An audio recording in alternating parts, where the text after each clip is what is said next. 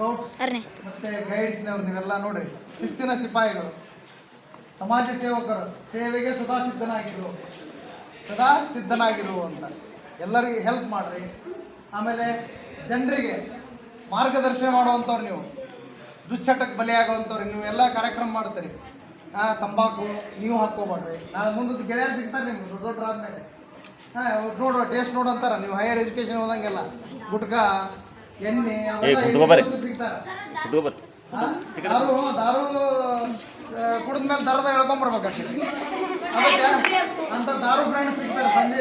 ನೀವು ದೊಡ್ಡ ಎಜುಕೇಶನ್ ಹೋದಂಗೆಲ್ಲ ದಯವಿಟ್ಟು ನೀವು, ಯಾಕಂದ್ರೆ ಸಮಾಜಕ್ಕೆ ತಿದ್ದಲಿಕ್ಕೆ ಕಾರಣೀಕರ್ತರಾದಂಥವ್ರು ನೀವು. ಮತ್ತೇನಾಗಬೇಕು, ದುಶ್ಚಟಗಳಿಂದ ದೂರ ಇರಬೇಕು. ನಂತರ ಇನ್ನೊಬ್ಬರನ್ನ ಏನು ಮಾಡಬೇಕು, ಬಿಡಿಸುವಂಥ ಕೆಲಸ ಮಾಡಬೇಕು. ಮತ್ತೊಬ್ರಿಗೆ ಹೇಳ್ಬೇಕು, ನೀವು ತಂದು ಕೊಡೋಕೆ ಹೋಗ್ಬೇಡ್ರಿ, ಯಾರಿಗೂ ತಂದು ಕೊಡಬೇಡ್ರಿ, ನೀವು ಕೊಡಬೇಡ್ರಿ. ತಿನ್ನುವವರಿಗೆ ಮಾರ್ಗದರ್ಶನ ಮಾಡಿರಿ, ಆಯಿತಾ? ನಿಮ್ಮ ತಂದೆ ತಾಯಿಗಳು ನಿಮ್ಮ ಮೇಲೆ ಕನಸಿಟ್ಕೊಂಡಾರೆ. ದೇವ್ರ ಫೋಟೋ ಇರ್ತೈತಿ ಗಾಡಿ ಮೇಲೆ, ನೋಡ್ರ ಮೊಬೈಲ್ನಾಗ ದೇವ್ರ ಫೋಟೋ ಇಟ್ಕೊಳ್ಬೇಕು. ಯಾವತ್ತು ದೇವ್ರ ನೆನಪು ಮಾಡ್ಬೇಕು ನಾವು. ಆದ್ರೆ ನಿಮ್ಮ ಫೋಟೋ ಇರ್ತೈತಿ ನಿಮ್ಮ ತಂದೆ ತಾಯಿ ಮೊಬೈಲ್ನಾಗ. ಗಾಡಿ ಮೇಲೆ ನಿಮ್ಮ ತಂದೆ ತಾಯಿ ಗಾಡಿ ಮೇಲೆ ನಿಮ್ಮ ಹೆಸರು ಇರ್ತೈತಿ. ಕಾರಣ ಏನಂದ್ರೆ ದೇವ್ರಿಗಿಂತಲೂ ಹೆಚ್ಚು ನೀವು ನಿಮ್ಮ ತಂದೆ ತಾಯಿಗಳಿಗೆ. ನಿಮ್ಮನ್ನು ಅಷ್ಟು ಪ್ರೀತಿಸ್ತಾರೆ ನಿಮ್ಮ ತಂದೆ ತಾಯಿಗಳು, ನಿಮ್ಮನ್ನ ಕಾಳಜಿ ಮಾಡ್ತಾರೆ ನಿಮ್ಮ ತಂದೆ ತಾಯಿಗಳು. ನಿಮ್ಮ ದೇಹದಲ್ಲಿ ಹರಿತಕ್ಕಂಥ ಒಂದೊಂದು ಕಣ ರಕ್ತನೂ ಕೂಡ ನಿಮ್ಮ ತಂದೆ ತಾಯಿದು.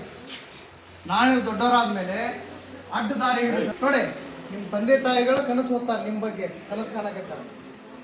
ಅವ್ರಾಗೆ ಯಾವತ್ತೂ ಮನಸ್ಸಿಗೆ ನೋವು ಮಾಡ್ಬೇಕು ನೋಡಿ. ಇಡೀ ತಂದೆ ತಾಯಿ ಸತ್ತ ಮೇಲೆ ಇಡೀ ಊರಿಗೆ ಊಟ ಹಾಕ್ತಾರ. ಇದ್ದಾಗ ತಂದೆ ತಾಯಿಗೆ ಊಟ ಹಾಕಕ್ಕಾಗಿಲ್ಲ ಮಕ್ಕಳಿಗೆ. ಎಂಥ ವಿಪರ್ಯಾಸ ಐತಂತಂದ್ರ ಸತ್ತ ಮೇಲೆ ಇಡೀ ಊರಿಗೆ ಊಟ ಹಾಕ್ತಾರ. ಸತ್ತು ತಂದೆ ತಾಯಿ ಜೀವಂತಿದ್ದ ತಂದೆ ತಾಯಿಗೆ ಊಟ ಹಾಕೋದಿಲ್ಲ ಅಂತ ಮಕ್ಕಳು ಅದಾರ. ಅದಕ್ಕೆ ಇದ್ದಂಥ ತಂದೆ ತಾಯಿಗಳಿಗೆ ಮನಸ್ಸು ನೋಯಿಸ್ಲಾರ್ದಂಗೆ ಚೆನ್ನಾಗಿ ನೋಡ್ಕೊಡ್ರಿ ನಿಮ್ಮ ತಂದೆ ತಾಯಿಗಳನ್ನ. ನಿಮ್ಮ ಅಣ್ಣ ತಮ್ಮರ ಜೊತೆಗೂ ಭಾಳ ಚೆನ್ನಾಗಿರಿ ನೀವು. ದೇವ್ರೊಂದು ಅವಕಾಶ ಕೊಟ್ರೆ ನಿಮ್ಗೆ ಕೂಡಿ ಬದುಕ್ರಿ ಬಾಳ್ರಿ ಅಂತ. ಆದ್ರೆ ಎಷ್ಟು ಮನಸ್ಸುಗಳಾಗ್ಯಾವ ಅಂದ್ರೆ, ಎಷ್ಟು ಮಂದಿ ಇದೀವಿ ಅಷ್ಟು ಮನೆಗಳಾಗ್ಯಾವ. ಊರು ವಿಶಾಲ ಆಗೈತೆ ಅಂದ್ರೆ ಅರ್ಥ ಡೆವಲಪ್ಮೆಂಟ್ ಅಲ್ಲ, ಮನಸ್ಸು ಮಲಿನ ಆಗೈತೆ ಅಂತ ಅರ್ಥ. ಮನೆಗಳು ಹೆಚ್ಚಾಗೈತೆ ಅಂದ್ರೆ ಅರ್ಥ ನಮ್ಮ ಮನಸ್ಸು ಮಲಿನ ಆಗೈತೆ ಅಂತ. ಒಂದಾಗಿ ಬಾಳೋದು ಬಿಟ್ಟಾರ ಈಗ, ಹೊಡ್ಕೊಂಡು ಬರುವಂತ ಪೀಸ್ ದುನಿಯಾ ಇದೆ. ಸೊ ಅದಕ್ಕೆ ಮಾನಸಿಕ ಪೀಸ್ ಅಂದ್ರೆ ನೆಮ್ಮದಿ ಇರ್ಬೇಕಂದ್ರೆ ಎಲ್ಲರ ಜೊತೆ ಪ್ರೀತಿಯಿಂದ ಬದುಕಬೇಕು. ನಾವೇನ್ ಮಾಡ್ತೀವಿ, ಹೊರಗಿನವ್ರ ಜೊತೆ ಮನೆಯವ್ರ ಜೊತೆಗೆ ಇದ್ದಂಗೆ ಇರ್ತೀವಿ, ಮನೆಯವ್ರ ಜೊತೆ ವೈರಿಗಳ ಜೊತೆ ಇರ್ತೀವಿ. ಇದು ಜೀವನದ ವಿಪರ್ಯಾಸ. ಅದಕ್ಕೆ ದಯವಿಟ್ಟು ನಿಮ್ಮ ಅಣ್ಣ ತಮ್ಮಂದಿರು, ಅಕ್ಕ ತಂಗಿಯರನ್ನ ಎಲ್ಲರನ್ನೂ ಪ್ರೀತಿಯಿಂದ ಕಾಣಬೇಕು. ನಿಮ್ಮ ಗುರುಗಳಿಗೆ ಗೌರವ ಕೊಡ್ರಿ. ನಿಮಗೆ ಜ್ಞಾನದ ಮಾರ್ಗ ತೋರಿಸಿರ್ತಕ್ಕಂಥ ಗುರುಗಳಿಗೆ ಎಲ್ಲೇ ಸಿಗ್ರಿ, ಅವ್ರಿಗೆ ಗೌರವ ಕೊಡ್ರಿ. ಯಾಕಂದ್ರೆ ನಿಮ್ಗೆ 4 ಅಕ್ಷರ ಕಲಿಸಿ ನಿಮಗೆ ದಾರಿಯ ಬೆಳಕನ್ನು ತೋರಿಸ್ಯಾರು. ಸೊ ಹಾಗಾಗಿ ಗುರು ಬಳಗಕ್ಕೆ ನಾನು ಭಕ್ತಿಪೂರ್ವಕ ಧನ್ಯವಾದಗಳನ್ನು ನಿಮ್ಗೆಲ್ಲರಿಗೂ ಅರ್ಪಿಸಿ, ನಿಮ್ಮೆಲ್ಲರಿಗೂ ದರ್ಶನ ಮಾಡ್ತಕ್ಕಂಥ ಸೌಭಾಗ್ಯ ನಂದು ಇವತ್ತಾಗೈತಿ. ಸೊ ನಿಮ್ಮೆಲ್ಲರ ಶುಭ ಆಶೀರ್ವಾದ ನನ್ನ ಮೇಲೆ ಇರುತ್ತೆ. ಇರ್ಲಿ, ನಿಮ್ದು ಶುಭಕ ಛೋಟೆ ಬಚ್ಚೆ ಶುಭನಲ್ಲ ಅಂತ ಮಕ್ಕಳು ದೇವರಿದ್ದಾಗ ನೀವೆಲ್ಲ. ನಿಮ್ಮ ಆಶೀರ್ವಾದ ನಮಗೆ ಇರಬೇಕು, ನಿಮ್ಮ ಶುಭ ಆಶೀರ್ವಾದ ನಮಗೆ ಇರಬೇಕು, ಮಕ್ಕಳ ಆಶೀರ್ವಾದನು ನಿಮ್ಮ ಆಶೀರ್ವಾದ.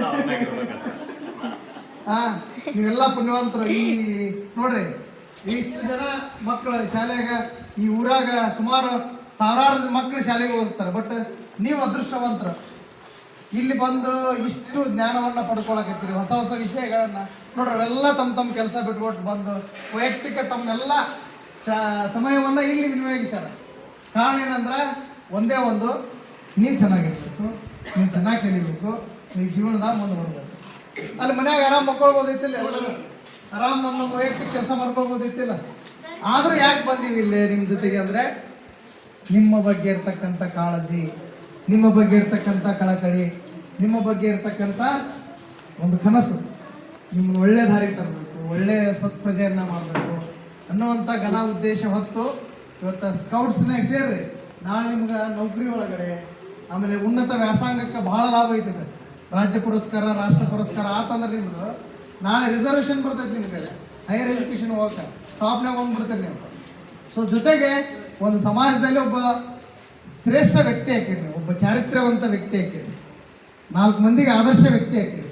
ಸೊ ಹಾಗಾಗಿ ಇಲ್ಲಿ ಅವಕಾಶ ಮಾಡಿಕೊಟ್ಟಿರ್ತಕ್ಕಂಥ ಎಲ್ಲ ಗುರುಬಳಗಕ್ಕೆ ಮತ್ತೊಮ್ಮೆ ವಂದಿಸಿ ನನ್ನ ಮಾತಿಗೆ ಮಂಗಳಾರ್ತನೆ. ಧನ್ಯವಾದಗಳು.